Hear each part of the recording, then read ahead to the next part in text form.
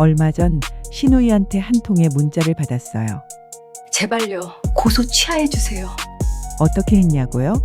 익십했습니다. 지금부터 그 이야기 들려드릴게요. 제가 남편과 결혼한 지는 12년이 되었어요. 초등학교 2학년 딸이 하나 있죠. 남편은 시댁 식구들을 끔찍하게 생각하는 사람이에요. 특히 나이 차이가 많이 나는 여동생 신우이한테는 이상할 정도로 후한 사람입니다. 신우이는 필리핀에서 어학원을 운영하고 있어요. 남편 눈에는 어린 나이에 타지에서 홀로 사업을 일궈낸 것이 대견했겠죠. 저는 신우이에 대해서 잘 몰랐습니다. 결혼식 때 잠깐 본 게 전부였거든요.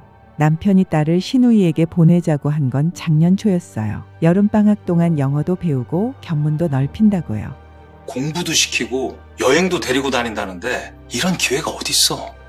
저는 얼굴 한번 본 신우이에게 아이를 한 달 동안 맡긴다는 것이 그닥 내키지 않았지만 남편이 강력하게 주장하기도 했고 조카니까 잘 돌봐줄 거라 생각하여 보내기로 했습니다. 신우이의 권유로 아이는 어학원에 다니는 것이 아니라 과외를 받으며 영어 공부를 하기로 했어요. 그 비용을 요구하길래 저희는 과외비는 물론 아이를 잘 돌봐달라는 의미로 몇백만 원을 송금했습니다. 과외비, 식비, 여행 경비 등등을 다 합쳐도 훨씬 웃도는 금액이었죠. 그렇게 여름 방학이 되었고 아이를 보냈습니다. 그런데 딸이 필리핀에 있는 동안 전화할 때마다 아이가 울었어요. 보고 싶다고요. 마음이 아팠지만 어린 나이고 낯선 환경이라 그렇겠거니 했죠. 근데 이상한 점이 있었어요. 통화하다가 신우이가 부르는 소리가 들리면 아이가 갑자기 엄마 끊을게. 하고 급하게 끊었어요. 매번이요. 지금 생각해보면 그걸 그냥 넘긴 제가 바보였죠. 한 달이 그렇게 지났어요. 공항에 딸을 마중 나갔는데 아이의 분위기가 뭔가 달랐어요. 살이 빠져 있었고 눈빛이 어딘가 조심스러웠어요. 저를 보자마자 와락 안겨 울었죠. 집에 와서 아이가 씻겠다고 혼자 욕실에 들어갔어요. 한참이 지나도 안 나오길래 문을 열었더니 아이가 욕실 바닥에 쪼그려 앉아서 울고 있었어요. 깜짝 놀라서 왜 그러냐고 했더니 아이가 팔을 내밀었어요. 멍이었어요. 팔뚝에, 허벅지에, 옆구리에. 저는 너무 놀랐지만 침착하려고 노력하며 넘어진 거냐고 물었어요. 아이가 고개를 젓고 한참을 울다가 말했어요. 말을 안 듣는다고 고모가 꼬집고 팔을 3개 잡아서 멍이 들었대요. 한 번은 밥 먹다가 재채기를 했더니 밥그릇을 빼앗으면서 더러워. 라고 했다더군요. 그리곤 그날 저녁 다음날 아침까지 밥을 주지 않았다고요. 또 다른 날은 휴양지로 가는 차 안에서 아이가 멀미가 심해서 토할 것 같다고 했더니 신우이가 차를 세워 아이를 도로에 내려놓고 그냥 갔다가 한참 뒤에야 찾으러 왔다는 겁니다. 아이 혼자 도로에 서서 울고 있었는데요. 그것도 모자라서 신우이가 아이 앞에서 제 욕을 했다더군요. 엄마가 살림을 못한다고, 아빠가 엄마 때문에 고생한다고. 9살짜리 앞에서요. 영어 과외는 한 번도 안 시켰다는 것도 그때 알았어요. 그 비용까지 포함해서 몇백만 원을 보냈는데요. 아이 이야기를 다 듣고 나서 신우이한테 바로 전화를 했어요. 차분하게 물었어요. 우리 딸 몸에 멍이 있는데 어떻게 된 거냐고. 신우이 반응이 그런 적 없어요. 언니 딸이 워낙 예민하게 구는 거 아니에요? 예민하다고요? 밥을 굶기고 도로에 세워두고 온몸을 꼬집어놨는데 애가 예민하다고요?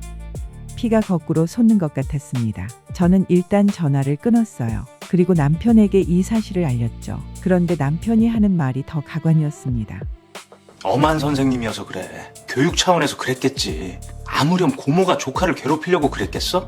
그 순간 피가 차게 식는 느낌이었습니다. 시댁 식구들 관련해서는 아무 말도 통하지 않는 사람이라는 건 알았지만 자기 자식 일에도 이렇게 나올 줄은 몰랐어요. 하지만 남편과는 싸우는 것도 아까웠습니다. 제 목표는 남편이 아니었으니까요.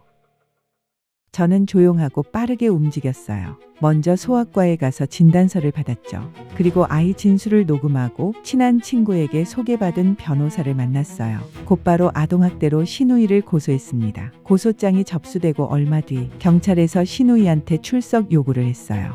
그제서야 남편과 시댁 식구들이 제가 신우이를 고소했다는 사실을 알았습니다. 한바탕 난리가 났죠. 남편이 하는 말이 솔직히 말해봐. 돈만 돌려받으면 돼?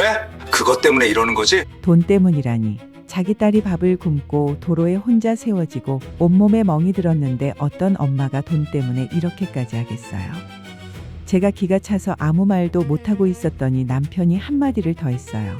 우리 애한테 잘못한 건 맞아. 근데 가족 간에 법까지 들이밀어야 했어? 그게 정상적인 사람이 할 짓이야? 정상적인 사람이래요. 자기 자식 몸에 난 멍을 보고 교육 차원에서 그랬겠지 했던 사람이요. 그 말을 듣는 순간 남편한테 없던 정까지 모두 다 떨어졌습니다. 남편과 시댁 식구들의 만류에도 저는 아랑곳하지 않았습니다. 얼마 후 신우이에게 문자가 왔어요. 제발요. 고소 취하해 주세요. 앞서 이야기했듯이 저는 익십했습니다. 그랬더니 전화가 오더군요. 언니, 저 여권이 무효화될 수 있다고 하는데요. 고소 취하해 주시면 제가 다 잘못했다고 할게요. 돈도 다 돌려드릴게요. 제발요. 저는 조용히 말했어요. 아동학대는 고소 취하해도 수사가 계속돼요. 신우이가 말을 잃었어요. 저는 그대로 전화를 끊었고요. 신우이는 결국 귀국했어요. 그리고 지금 아동학대로 재판을 받고 있어요. 그 잘난 어학원이요? 어떻게 되었는지는 제 알 바가 아니죠. 저는 지금 이혼 준비 중이에요. 변호사도 이미 선임했어요. 신우이 건 담당해준 변호사예요. 일 잘하더라고요. 그래서 그냥 계속 쓰기로 했어요.